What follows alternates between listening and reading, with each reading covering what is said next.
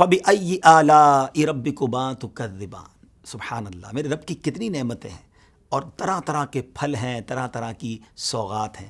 ان دنوں بہت سارے پھل ہمیں بازار میں نظر آتے ہیں، مگر ایک پھل بہت خوش ذائقہ اور بڑا ٹیسٹی ہے، اور وہ پھل ہے سنگترا، جس کو مالٹا بھی کہا جاتا ہے، اور پاکستان میں بڑی تعداد میں الحمدللہ وہ پایا جاتا ہے۔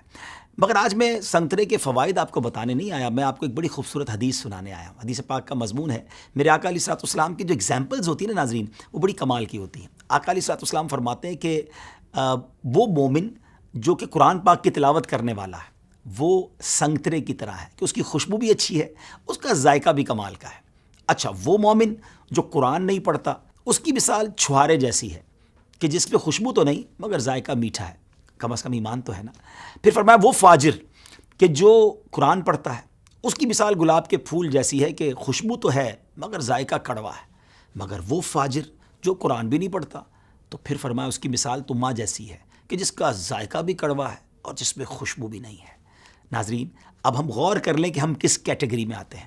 آپ کی اور ہماری دعوت اسلامی بہت سارے خوشبو والے پھل باغات کے ذریعے لگا رہی ہے، ہم کسی اور باغات کی بات نہیں کر رہے۔ الحمدللہ قرآن کے نور کو پھیلانے کے لیے دعوت اسلامی نے پاکستان اور بیرون ملک میں 6400 سے زیادہ مدرسۃ المدینہ بنا دی ہے، اور اللہ کی رحمت سے لاکھوں بچے اور بچیاں بغیر فیس کے قرآن پاک پڑھ رہے ہیں۔ ہماری آنے والی نسلوں کو بغیر خوشبو کے نہیں چھوڑنا نا، انہیں ایسا خوشبودار پھل بنانا ہے کہ جن کی خوشبو سارے عالم میں پھیلے اور قرآن کا نور پھیلتا چلا جائے۔ آپ بھی اپنی دعوت اسلامی کا ساتھ دیجیے تاکہ یہ قرآن کی خوشبو دنیا کے کونے کونے میں پہنچ جائے۔